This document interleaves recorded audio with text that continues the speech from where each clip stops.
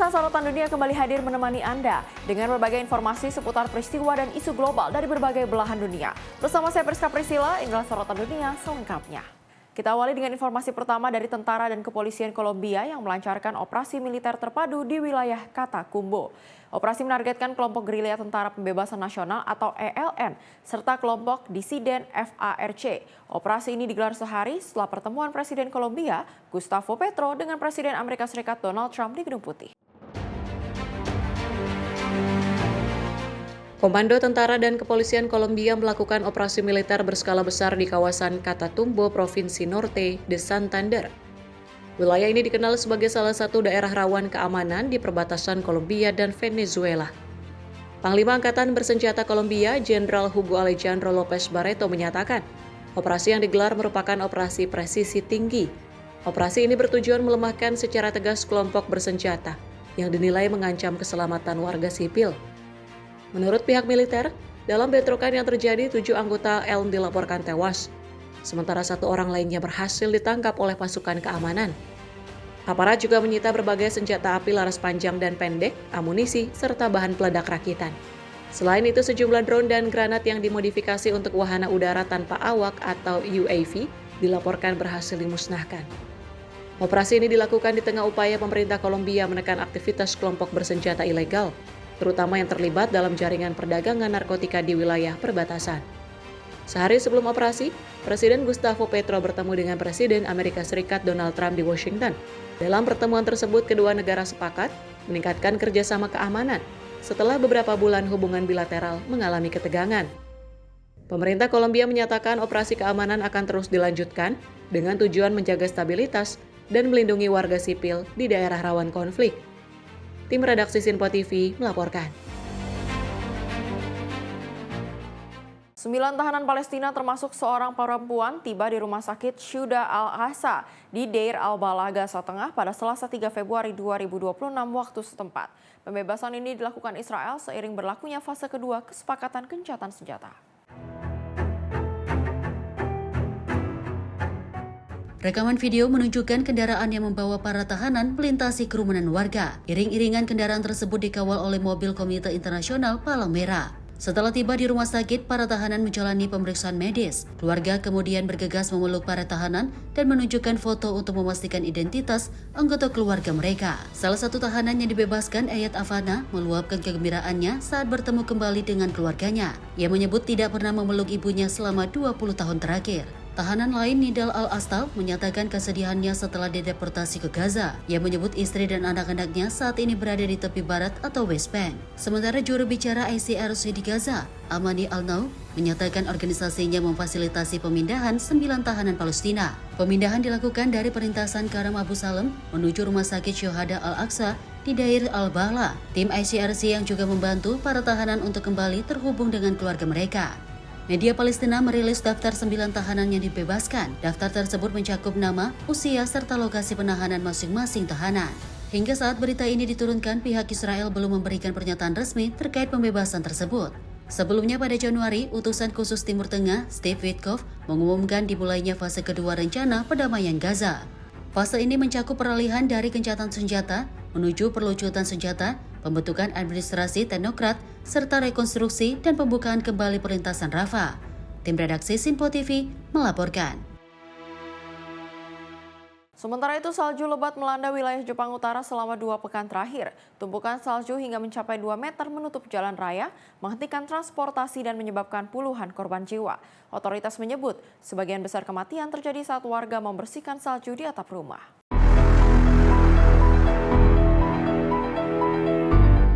Salju lebat terus menumpuk di Jepang bagian utara, menyebabkan kondisi darurat di berbagai daerah prefektur. Sedikitnya 15 prefektur terdampak dengan ketinggian salju mencapai 2 meter di wilayah terparah. Otoritas setempat melaporkan lebih dari 35 orang tewas dan ratusan lainnya terluka. Sebagian besar korban meninggal akibat terjatuh saat membersihkan salju di atap rumah mereka. Di prefektur Aomori, ribuan rumah mengalami pemadaman listrik. Sementara sejumlah jalur kereta termasuk Shinkansen terpaksa dihentikan sementara karena kondisi cuaca ekstrim. Gubernur prefektur Aomori, Soichiro Miyashita, menyatakan sejumlah jalan utama beresiko resiko terblokir total. Akibatnya, ambulans dan kendaraan darurat sulit menjangkau lokasi penyelamatan, memaksa tim medis berjalan kaki membawa tandu. Pemerintah Jepang memperingatkan meski suhu diperkirakan menghangat, bahaya belum berakhir. Salju yang mencair dapat memicu longsor, permukaan licin, serta resiko kecelakaan susulan. Badai salju diperkirakan masih akan berlanjut pada akhir pekan ini. Warga dihimbau tetap waspada dan mengutamakan keselamatan saat beraktivitas di luar rumah. Tim redaksi Simpo TV melaporkan. Beralih ke Amerika Serikat yang mengumumkan rencana pembentukan blok perdagangan mineral kritis bersama sekutu dan mitra strategis. Langkah ini diambil untuk mengurangi ketergantungan pada China yang selama ini mendominasi pasukan unsur langkah penting bagi keberlangsungan industri pertahanan dan teknologi global.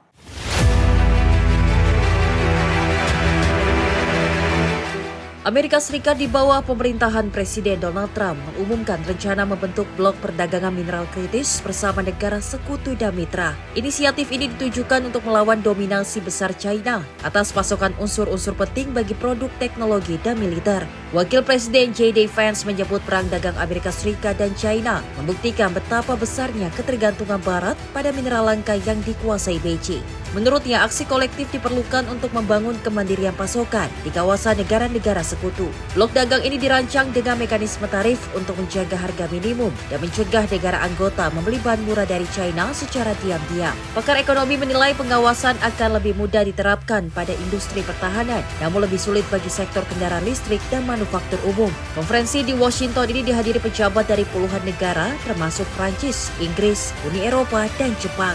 Menteri Luar Negeri Marco Rubio menegaskan setiap negara memiliki peran untuk membangun rantai pasok baru yang lebih aman dan stabil di luar ketergantungan China. Pemerintah Trump juga meluncurkan Project Vault, sebuah program cadangan strategis rare earth dengan dana miliaran dolar. Langkah ini menjadi bagian dari upaya besar karena China masih menguasai sebagian besar penambangan dan pemrosesan mineral langka dunia. Tim redaksi Simpo TV melaporkan. Sementara itu, pasukan Israel dilaporkan meledakkan sebuah rumah milik Mahmoud Yusef Abed di kota Halul, tepi barat, yang diduduki pada Senin malam 2 Februari 2026. Aksi ini merupakan bagian dari operasi militer yang diklaim Israel sebagai tindakan keamanan terhadap serangan bersenjata.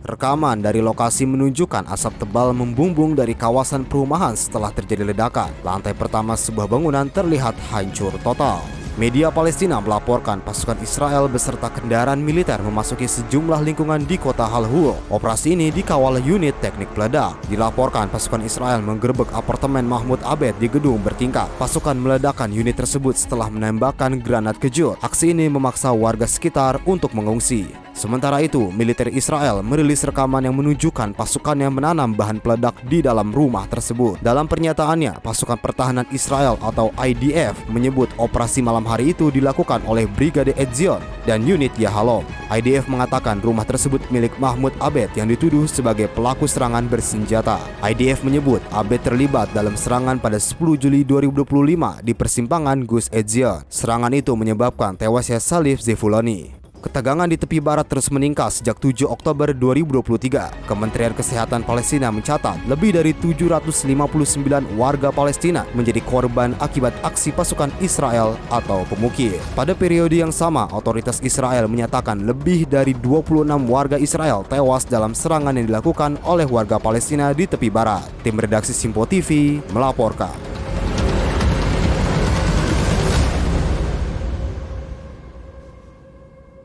Dari pesawat tempur Israel yang dilaporkan menghancurkan sebuah bangunan di desa Kafar Tepnit, Lebanon Selatan pada Senin sore 2 Februari 2026. Serangan dilakukan setelah pihak Israel mengeluarkan peringatan evakuasi kepada warga. Militer Israel menyatakan serangan menargetkan infrastruktur militer Hezbollah.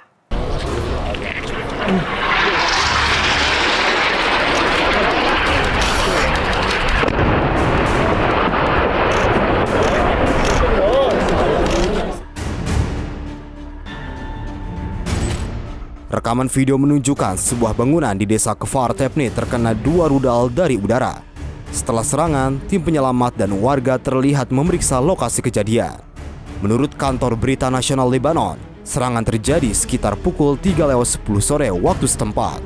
Serangan dilakukan sekitar 40 menit setelah peringatan evakuasi dikeluarkan. Sebelum serangan, juru bicara militer Israel Avichai Adre menyampaikan peringatan mendesak kepada warga desa Kfar Tebnet dan Ain Qana. Peringatan disampaikan melalui video yang diunggah di akun resmi media sosial X miliknya. Dalam pernyataannya, Adre menyebut militer Israel akan menargetkan apa yang disebut sebagai infrastruktur militer Hezbollah. Israel menuduh Hezbollah berupaya membangun kembali aktivitas militer di wilayah tersebut. Adre mengimbau warga untuk segera menjauhi lokasi dan melakukan evakuasi. Hingga saat berita ini diturunkan, Hezbollah belum mengeluarkan pernyataan resmi terkait serangan tersebut.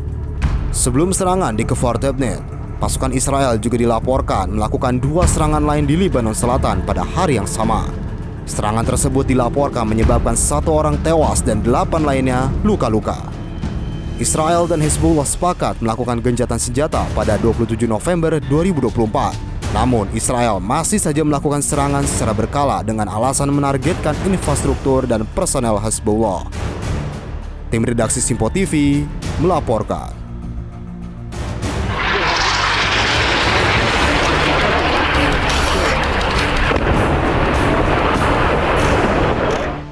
Kembali dari Presiden Amerika Serikat Donald Trump yang mendesak Dewan Perwakilan Rakyat untuk segera melakukan pemungutan suara guna mengakhiri partial government shutdown. Namun hingga saat ini, Partai Republik dan Demokrat masih belum menunjukkan kesepakatan terkait paket pendanaan federal yang telah dibahas bersama Senat. Presiden Donald Trump mendesak DPR Amerika Serikat segera mengakhiri partial government shutdown. Namun di Kongres, kebutuhan masih terjadi akibat perselisihan antara Partai Demokrat dan Partai Republik. Kaum Demokrat menahan dukungan terhadap paket anggaran dan menuntut pembatasan dalam operasi penegasan imigrasi. Sementara itu, sebagian Republik mendesak penguatan kebijakan keamanan dalam negeri dan pendanaan lebih besar untuk Departemen Keamanan Dalam Negeri. Perbedaan sikap ini menunda pemungutan suara di DPR US dan memperpanjang shutdown pemerintah. Sejumlah agensi federal masih terdampak dan pekerja pemerintah terancam tidak digaji, hingga kesepakatan di DPR Amerika Serikat tercapai. Tim redaksi Simpo TV melaporkan. Beralih ke pemerintah Pakistan yang menyatakan telah menewaskan 145 teroris yang didukung oleh India dalam operasi anti-teror di Provinsi Baluchistan selama 40 jam terakhir. Operasi dilancarkan setelah serangan bunuh diri dan serangan bersenjata, menyebabkan 33 orang tewas dan sebagian besar warga sipil. Menteri Utama Baluchistan Sarfraz Bukti menyatakan pasukan militer dan polisi menyerbu sejumlah lokasi dan menewaskan 145 anggota. Kelompok yang disebut Fitna Al-Hindustan atau Tentara Pembebasan Baluchistan. Bukti menyebut sebagian dari teroris yang tewas merupakan warga negara Afghanistan dan seluruh jenazah telah berada dalam penguasaan pihak berwenang. Menurut Bukti, kelompok bersenjata itu berencana menyandera warga setelah menyerbu kantor pemerintah di zona keamanan tinggi Quetta. Namun rencana itu berhasil digagalkan. Dalam serangan Sabtu lalu, 18 warga sipil termasuk 5 perempuan dan 3 anak tewas. Bersama 15 personil keamanan, warga Quetta mengaku diliputi ketakutan setelah bom bunuh diri menargetkan petugas polisi dan pria bersenjata berkeliaran di jalanan. Pemerintah Pakistan menuding India dan Afghanistan mendukung kelompok penyerang dan menyebut pimpinan BLA beroperasi dari wilayah Afghanistan. Namun India dan Afghanistan membantah tuduhan tersebut. Ketegangan antara Pakistan dan Afghanistan meningkat sejak serangan udara Pakistan ke sarang Taliban Pakistan. Di dalam wilayah Afghanistan, Bukti juga mengungkapkan militer menyerang rumah seorang buruh di Gwadar dan membunuh 5 perempuan dan 3 anak. Aksi itu pun dikecam keras oleh pemerintah. Tim redaksi Simpo TV melaporkan. Pemirsa, informasi selengkapnya kami hadirkan usai jeda. Tetaplah bersama kami di Sorotan Dunia.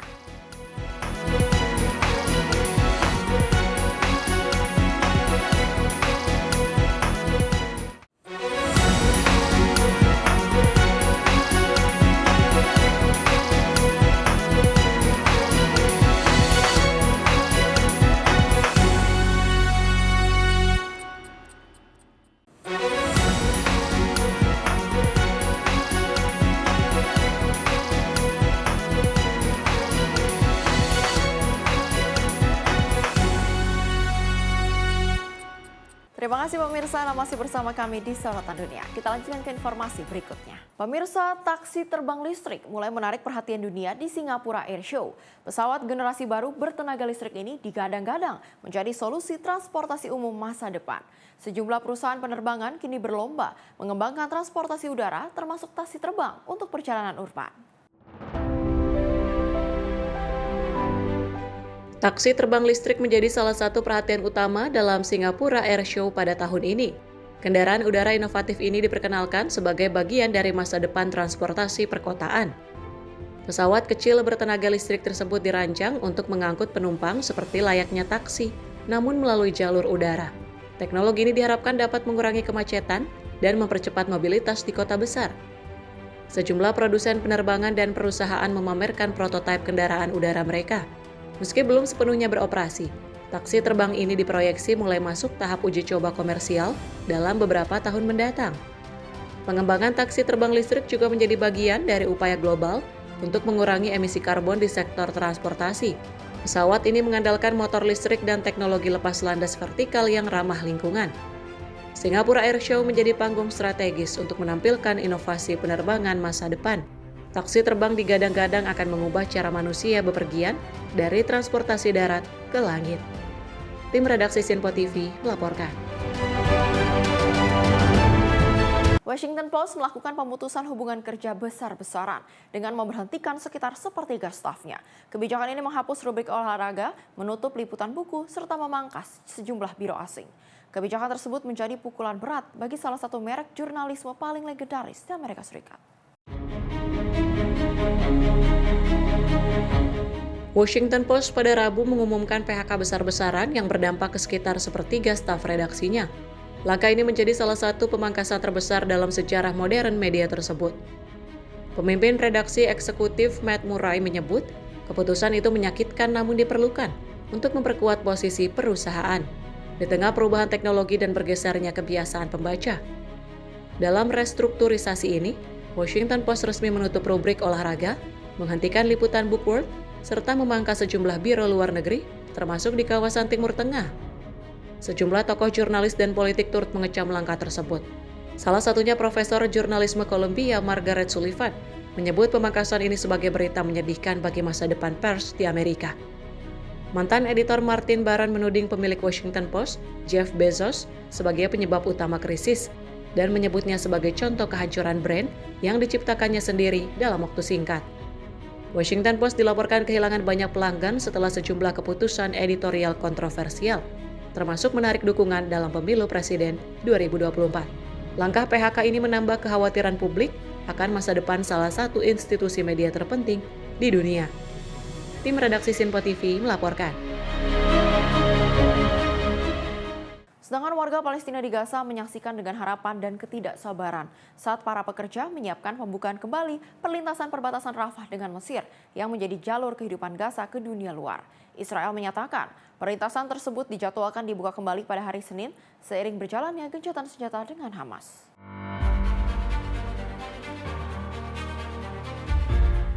Seorang warga Khan Younis, Galia Abu Mustafa, menyebut pembukaan perlintasan adalah langkah yang baik. Namun pembatasan jumlah orang yang boleh melintas menjadi masalah bagi warga. Israel menyatakan perlintasan telah dibuka dalam tahap uji coba. Badan militer Israel yang mengontrol bantuan ke Gaza menyebut warga dapat mulai melintas pada hari Senin. Namun hanya sejumlah kecil orang yang diizinkan melintas pada tahap awal. Seorang perempuan yang mengungsi dari kota Rafah, Suhaila Al-Astal, mengatakan ingin perlintasan dibuka lebih luas dan permanen. Ia menyebut putrinya yang sakit membutuhkan bantuan di luar negeri. Pengumuman Israel disampaikan sehari setelah serangan Israel menewaskan setidaknya 30 warga Palestina, termasuk sejumlah anak-anak. Menurut pejabat rumah sakit, jumlah korban tersebut menjadi salah satu yang tertinggi sejak gencatan senjata dimulai pada 10 Oktober. Israel menuduh Hamas melakukan pelanggaran baru atas gencatan senjata. Direktur Jenderal Dewan Perdamaian Baru Presiden Amerika Serikat Donald Trump untuk Gaza, Nikolai Mladenov, mendesak semua pihak untuk menahan diri. Ia menyatakan kantornya bekerja sama dengan Komite Palestina baru yang dipilih untuk mengawasi Gaza untuk mencari cara mencegah insiden serupa di masa depan. Tim redaksi Sinpo TV melaporkan.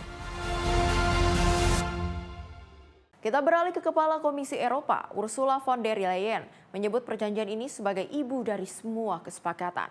Karena menyangkut hampir seluruh barang perdagangan. Dari tekstil hingga obat-obatan, perjanjian ini akan menurunkan tarif impor pada berbagai produk, termasuk anggur dan mobil Eropa, serta memperluas akses pasar bagi produk India. Kepala Komisi Eropa Ursula von der Leyen menyebut perjanjian ini sebagai ibu dari semua kesepakatan karena mencangkup hampir seluruh barang dagangan dari tekstil hingga obat-obatan. Perjanjian ini akan menurunkan tarif impor pada berbagai produk, termasuk anggur dan mobil Eropa, serta memperluas akses pasar bagi produk India. Perdana Menteri India Narendra Modi menyebut kesepakatan ini membuka peluang besar bagi masyarakat India dan Eropa. Ia menegaskan perjanjian ini mewakili 25% GDP global dan sepertiga perdagangan dunia. India dan Uni Eropa juga menyepakati kerangka kerja untuk kerjasama pertahanan dan keamanan, serta perjanjian terpisah untuk mempermudah mobilitas tenaga kerja terampil dan mahasiswa. Kesepakatan ini dipercepat oleh tekanan tarif dari Amerika Serikat yang menerapkan kebijakan perdagangan ketat terhadap India dan Uni Eropa. Komisi Eropa menyebut tarif mobil Eropa di India akan turun dari 110% menjadi 10% secara bertahap. Sedangkan tarif suku cadang akan dihapus sepenuhnya dalam 5 hingga 10 tahun. Tarif pada mesin, kimia, dan farmasi juga akan sebagian besar dihilangkan. Sementara tarif anggur Eropa akan turun dari 150% menjadi 20%. India mengecualikan produk susu dan seleria dari kesepakatan ini dengan alasan sensitivitas domestik. Uni Eropa juga tidak memberikan tarif khusus untuk gula dan daging dari India. Inilah perdagangan India dan Uni Eropa mencapai 136 miliar dolar pada 2024 dan ditargetkan meningkat menjadi 200 miliar dolar pada tahun 2030. Kesepakatan ini diharapkan menciptakan jutaan lapangan kerja dan memperkuat rantai pasok global. Tim redaksi Sinpo TV melaporkan. Pemirsa, pemerintah Amerika Serikat akan mengirimkan unit ICE ke Olimpiade musim dingin di Italia. Langkah ini memicu kekhawatiran dan kebingungan di kalangan publik Italia terkait peran agensi tersebut dalam pengamanan ajang internasional.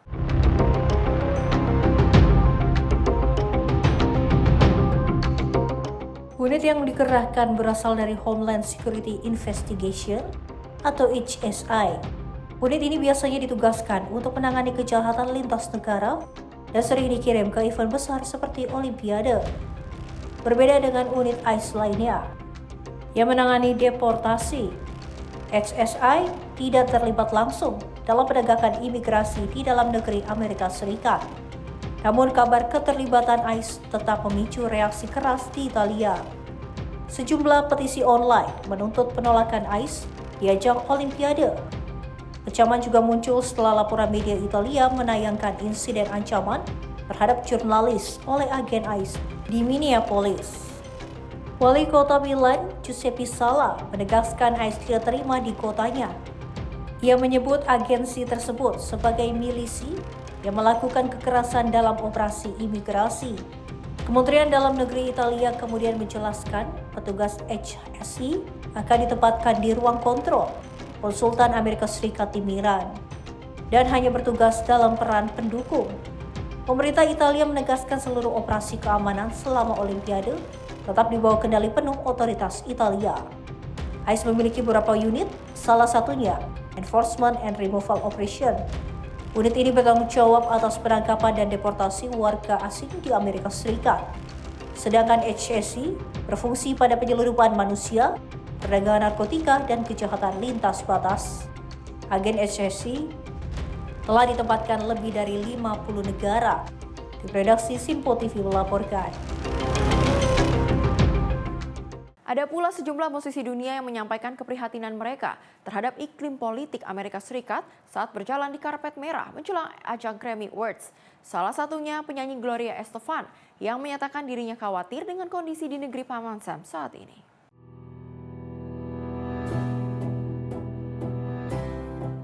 Dalam wawancara di karpet merah Grammy Awards, penyanyi legendaris Gloria Estefan mengungkapkan rasa cemasnya terhadap kondisi politik Amerika Serikat saat ini. Estefan menyebut ia merasa sedih dan takut melihat perpecahan di tengah masyarakat, serta meningkatnya ketegangan politik yang dinilai mengancam rasa persatuan. Menurut Estefan, para seniman memiliki tanggung jawab moral untuk menyampaikan pesan damai dan harapan melalui karya dan suara mereka. Selain Gloria Estefan, musisi J Balvin dan penyanyi jazz Samara Joy juga menyampaikan pandangan mereka tentang pentingnya empati dan saling menghormati di tengah perbedaan politik. Mereka menekankan musik dapat menjadi sarana untuk menyatukan berbagai kalangan dan meredakan ketegangan sosial. Ajang Grammy Awards yang biasanya identik dengan perayaan musik, kali ini juga menjadi ruang bagi para artis untuk menyampaikan keprihatinan serta harapan akan masa depan yang lebih damai.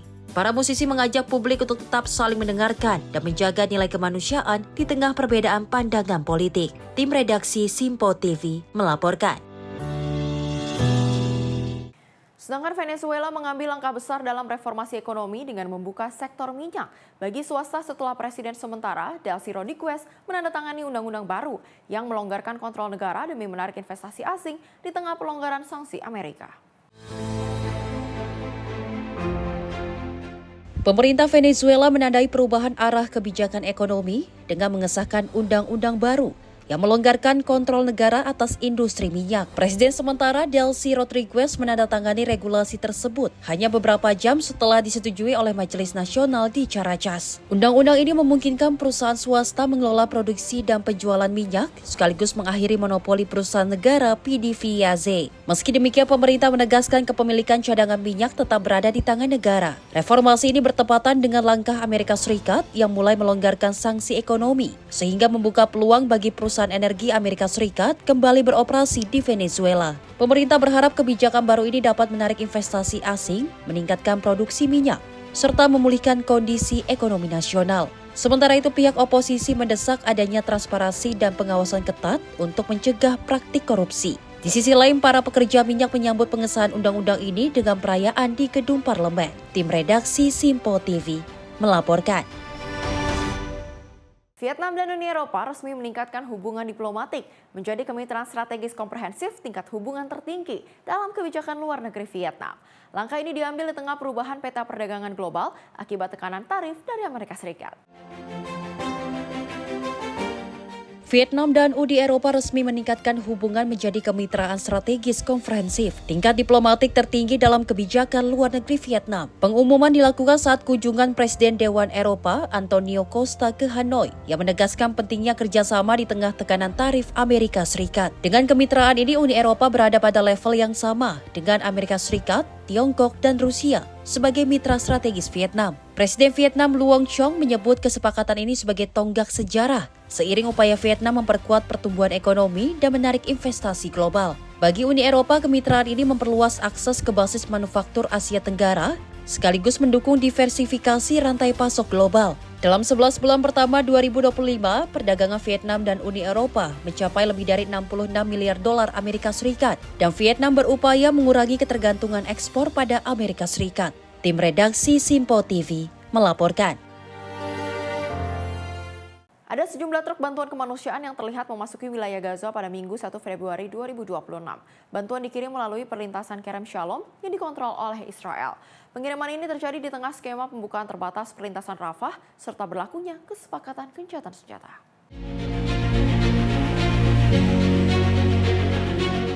Rekaman pada Minggu 1 Februari 2026 memperlihatkan sejumlah truk melintasi Jalan Rashid di kawasan Al-Mawasi, Gaza Selatan. Sebagian truk terlihat membawa muatan bantuan kemanusiaan, sementara lainnya kembali dalam kondisi kosong. Aktivitas ini terjadi di tengah uji coba pembukaan kembali perlintasan Rafah antara Mesir dan Gaza. Namun menurut koordinator kegiatan pemerintah Israel di wilayah Palestina, Chogat, pembukaan tersebut hanya diperuntukkan bagi pergerakan individu. Media Mesir melaporkan truk bantuan memasuki Gaza melalui Rafah. Selanjutnya truk diarahkan ke perlintasan Kerem Shalom untuk proses pemeriksaan sebelum muatan dipindahkan ke truk Palestina. Sebelumnya media Israel menyebutkan arus barang dan bantuan kemanusiaan akan tetap disalurkan melalui Kerem Shalom. Perlintasan ini menjadi jalur utama distribusi logistik ke Gaza. Pada 14 Januari 2026, utusan khusus Amerika Serikat untuk Timur Tengah Steve Witkoff mengumumkan dimulainya fase kedua rencana 20 poin Presiden Donald Trump untuk mengakhiri perang di Gaza. Fase kedua tersebut mencakup transisi dari gencatan senjata menuju perlucutan senjata pembentukan pemerintahan teknokrat, serta dimulainya proses rekonstruksi Gaza. Israel dan Hamas sepakat melaksanakan gencatan senjata yang berlaku sejak 10 Oktober 2025. Kesepakatan ini mengatur penghentian permusuhan pembebasan seluruh sandera, serta masuknya bantuan kemanusiaan ke wilayah Gaza. Tim redaksi Simpo TV melaporkan. Tim aerobatik bayi milik Angkatan Udara Tentara Pembebasan Rakyat Cina atau PLA Air Force kembali tampil di Singapore Air Show setelah 6 tahun absen. Kehadiran ini menandai debut tim bayi menggunakan jet tempur G10C. 6 pesawat tempur G10C melakukan penerbangan validasi di atas perairan Singapura. Dan aksi aerobatik ini menjadi bagian dari persiapan menjelang Singapore Air Show ke-10.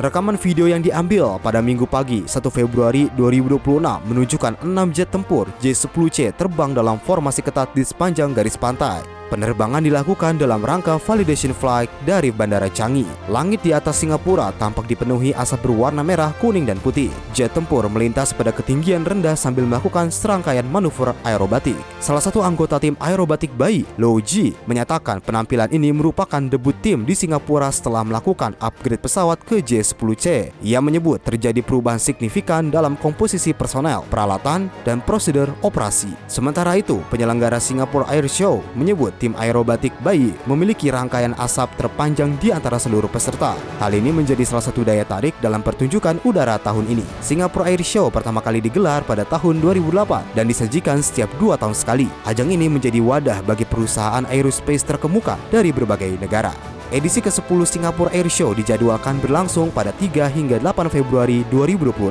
Berbagai pertunjukan udara dan pameran teknologi direncanakan akan meramaikan acara tersebut. Tim redaksi Simpo TV melaporkan. Pemirsa, sebuah akuarium di kota Shenyang, China Timur Laut menampilkan cara unik menyambut Tahun Baru Imlek. Tradisi tari barongsai kini dipertunjukkan di dalam air sebagai atraksi khusus bagi pengunjung. Pertunjukan ini memadukan unsur budaya tradisional Tionghoa dengan konsep pertunjukan modern. Rekaman video yang diambil pada Minggu 1 Februari 2026 menunjukkan 2 penyelam profesional menampilkan tari barongsai di dalam akuarium. Keduanya dilengkapi tabung oksigen dan sabuk pemberat untuk menjaga stabilitas gerak di dalam air. 2 penyelam tersebut memeragakan sosok barongsai akuatik di dalam tangki akuarium berukuran besar.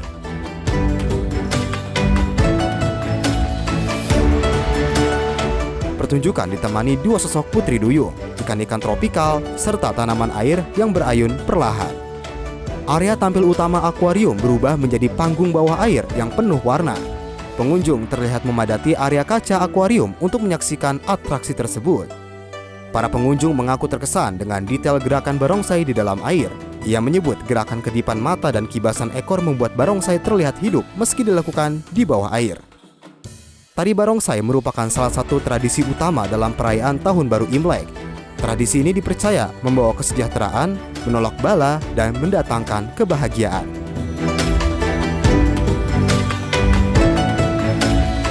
Tahun Baru Imlek tahun ini menandai masuknya Tahun Kuda. Pertunjukan barongsai bawah air ini menjadi salah satu bentuk perayaan kreatif dalam menyambut momen tersebut. Tim redaksi Simpo TV melaporkan.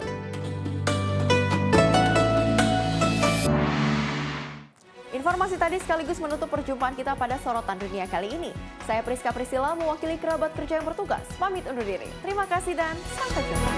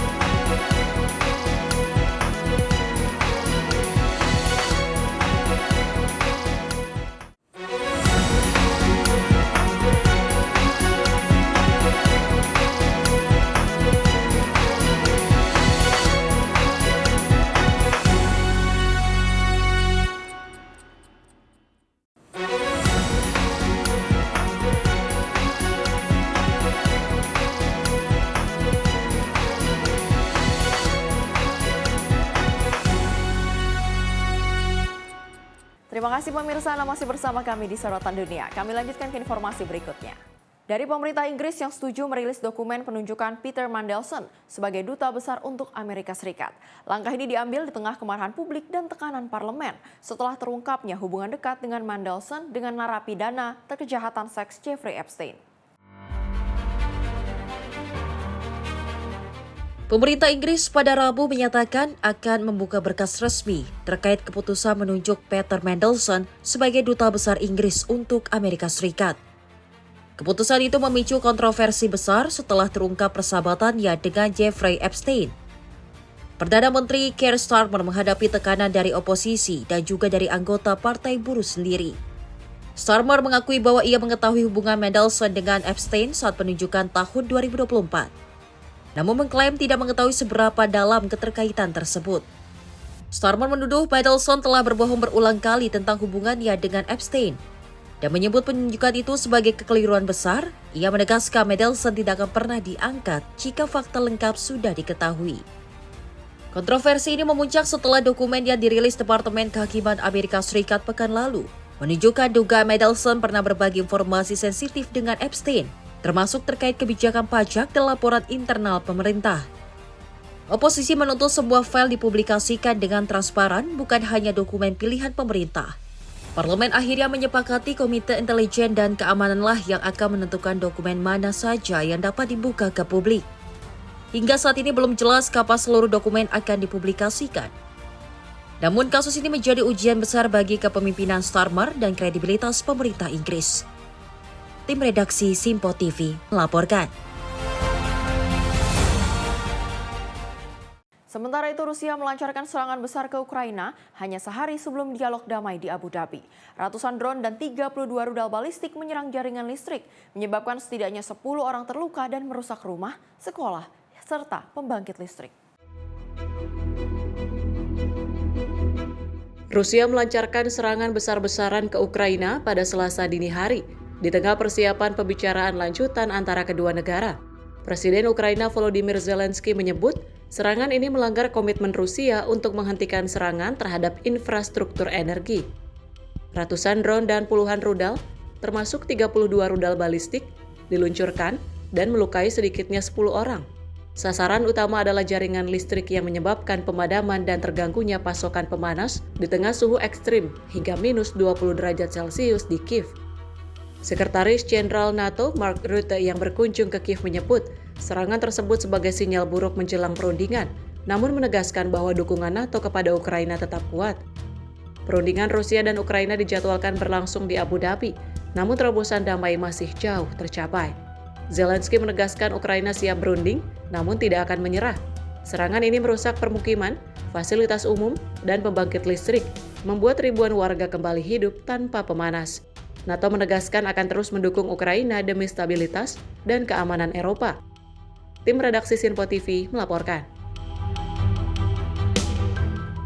Pemirsa, Venezuela masih dalam ketidakpastian politik.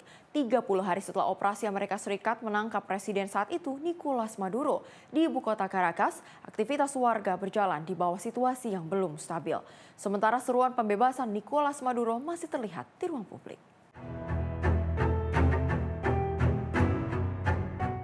Presiden sementara Delcy Rodriguez menjadi sorotan utama publik. Banyak pihak mempertanyakan sejauh mana ia memiliki kendali atau sekedar menjalankan agenda yang ditentukan Washington. Sejumlah warga menyebut Rodriguez hanyalah Maduro dalam wajah berbeda dan tidak akan membawa perubahan nyata dalam kehidupan sehari-hari. Isu kenaikan upah yang dijanjikan pemerintah sementara menjadi harapan besar masyarakat. Namun banyak yang masih ragu apakah janji itu benar-benar akan terwujud. Di tengah kebingungan itu, tokoh-tokoh oposisi yang selama bertahun tidak terdengar kini mulai muncul ke hadapan publik dan menyampaikan seruan perubahan. Namun harapan tersebut dibayangi rasa takut akan kemungkinan serangan baru atau tindakan represif. Dari aparat keamanan, seorang pensiunan Julio Castillo menyatakan penangkapan Maduro memang merupakan peristiwa besar, namun bagi dirinya dampaknya belum terasa. Castillo mengatakan segalanya masih terasa sama dan kehidupan warga belum mengalami perubahan berarti. Hingga saat ini warga Venezuela masih menantikan kepastian antara harapan akan perbaikan ekonomi dan ketakutan akan masa depan yang belum jelas arahnya. Tim redaksi Simpo TV melaporkan. Selat Hormuz kembali menjadi pusat perhatian dunia setelah Iran mengumumkan akan menggelar latihan militer di jalur pelayaran yang dianggap penting bagi perdagangan global. Iran memperingatkan kapal-kapal bahwa latihan tembak langsung akan digelar selama 2 hari di selat yang menjadi lalu lintas 1/5 perdagangan minyak dunia. Selat Hormuz merupakan jalur sempit yang menghubungkan Teluk Persia dengan Teluk Oman dan menjadi akses ke laut lepas untuk pengiriman minyak dan gas ke pasar dunia. Sejarah mencatat selat ini telah digunakan sebagai rute dagang sejak era keramik dan sutra hingga masa kapal tangki modern. Sebagai besar energi yang melintas dikirim ke pasar Asia dan hampir tidak memiliki rute alternatif. Menurut data Otoritas Energi Amerika Serikat, peringatan kepada pelaut dikirim melalui radio menyebut Iran akan melakukan latihan tembak angkatan laut. Pada hari Minggu dan Senin, koordinat latihan menyentuh jalur lalu lintas kapal yang digunakan masuk dan keluar Teluk Persia, sehingga dinilai beresiko mengganggu pelayaran internasional. Latihan diperkirakan melibatkan pasukan pengawal revolusi Iran yang mengoperasikan kapal cepat bersenjata di perairan tersebut. Amerika Serikat melalui Komando Pusat mengeluarkan peringatan keras agar Iran bersikap profesional dan tidak mengancam kapal perang Amerika Serikat atau kapal dagang internasional.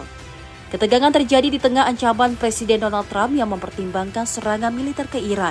Amerika Serikat telah mengerahkan kapal induk USS Abraham Lincoln ke Laut Arab. Iran memperingatkan akan melakukan serangan balasan dan analis menilai setiap gangguan di Selat Hormuz dapat menaikkan harga energi dunia dan memicu ketidakstabilan global. Tim redaksi Simpo TV melaporkan. Kita beralih ke kandidat Partai Demokrat, Taylor Rahmat, memenangkan pemilihan khusus untuk kursi Senat Negara bagian Texas di distrik yang selama ini dikuasai Partai Republikan. Distrik tersebut merupakan wilayah yang dimenangkan Donald Trump dengan selisih 17 poin pada pemilihan presiden 2024.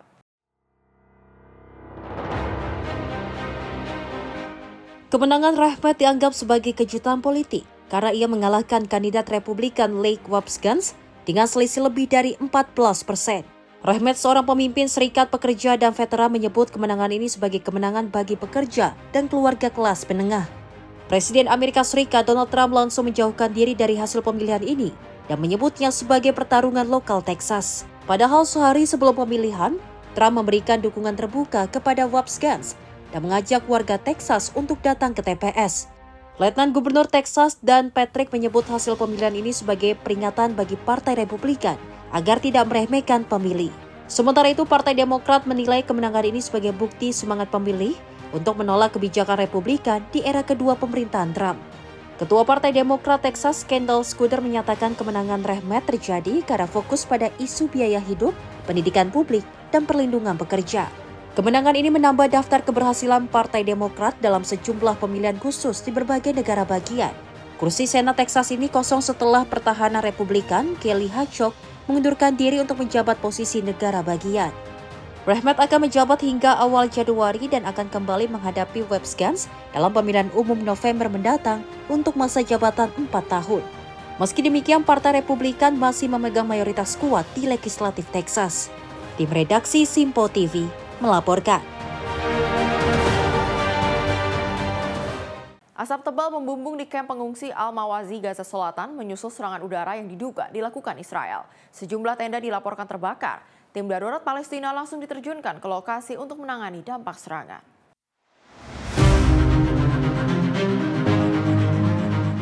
Rekaman yang diambil pada Sabtu 31 Januari 2026 memperlihatkan asap tebal membungkus kamp Guide di kawasan Al-Mawazi Barat, Khan Younis, Gaza Selatan. Sejumlah tenda tampak terbakar dan mengeluarkan asap hitam ke udara. Pertahanan sipil Palestina di Gaza menyatakan timnya merespon kebakaran yang melanda tenda-tenda pengungsi.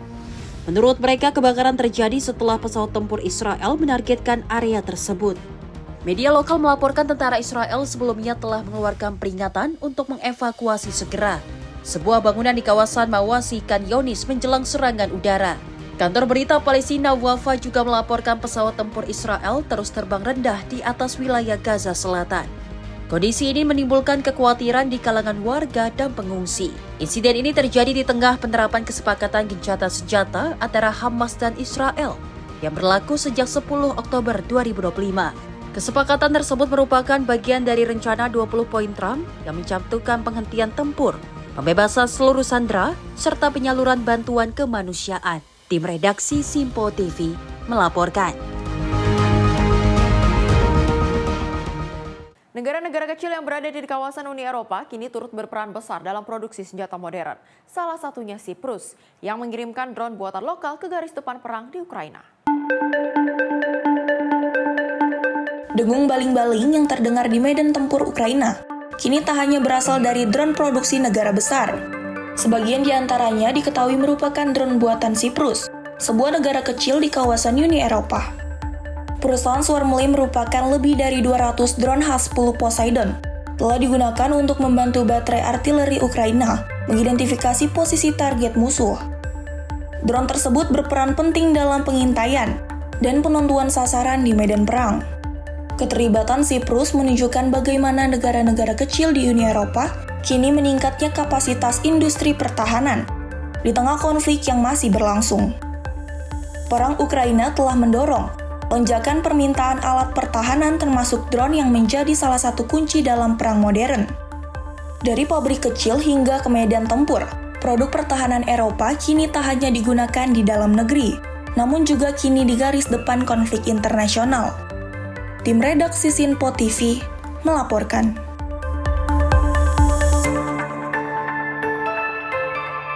Kebakaran hutan besar melanda wilayah Patagonia di daerah selatan Argentina. Api melalap puluhan ribu hektar hutan alami, termasuk Taman Nasional Los Arces itu warisan dunia UNESCO. Bencana ini tak hanya memicu evakuasi massal, namun juga menuai kritik tajam terhadap kebijakan penghematan anggaran Presiden Javier Milei. Kebakaran hutan di Patagonia disebut salah satu yang terburuk. Dalam beberapa dekade terakhir, lebih dari 45.000 hektar hutan asli Argentina telah hangus terbakar. Dalam 1,5 bulan terakhir, api juga melanda Taman Nasional Los Alerces, yang menjadi rumah bagi pohon-pohon purba, berusia hingga 2.600 tahun. Para petugas Taman Nasional dan pemadam kebakaran menyebut kapasitas mereka kian terbatas. Mereka menilai kebijakan austeritas pemerintah telah memangkas anggaran dan melemahkan lembaga pencegahan serta penanggulangan kebakaran.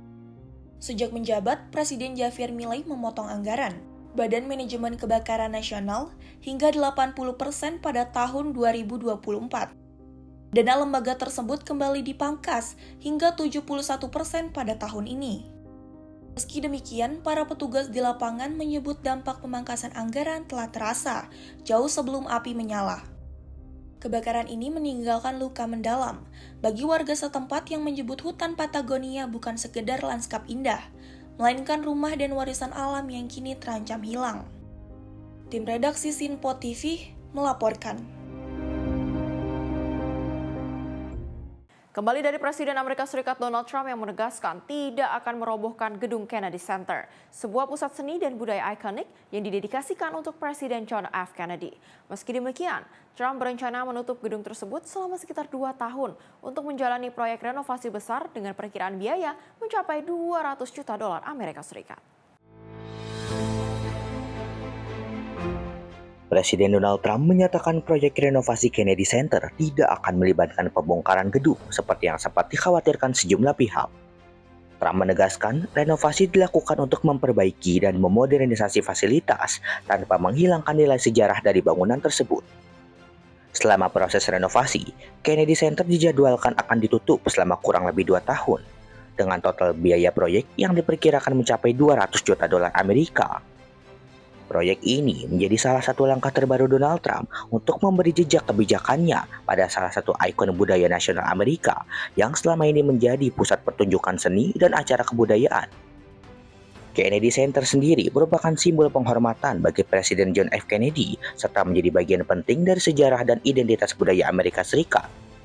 Rencana renovasi ini menuai beragam tanggapan dari publik, terutama terkait biaya proyek dan dampak penutupan gedung terhadap aktivitas seni dan budaya.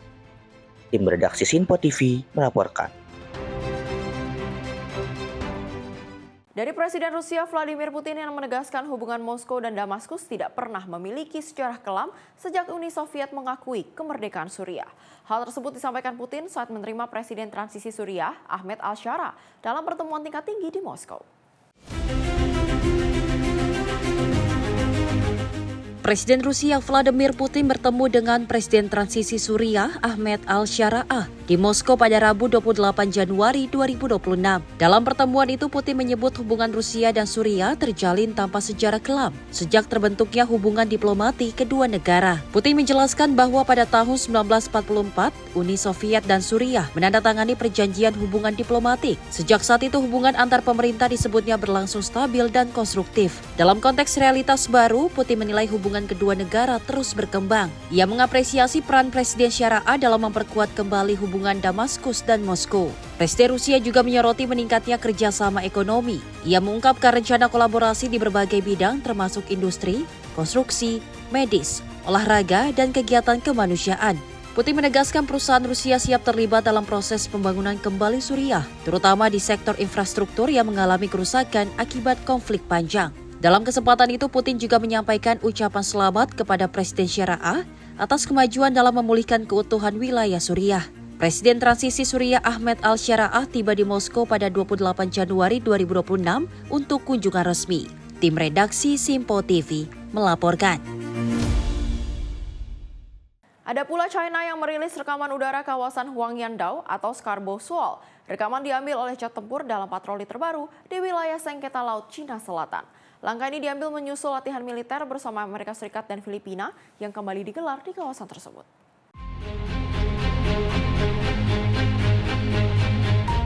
Rekaman yang dirilis pada Sabtu 31 Januari 2026 memperlihatkan jet tempur China terbang dalam formasi di atas Huangyandao, sebuah gugusan karang kecil yang menjadi objek sengketa antara China dan Filipina.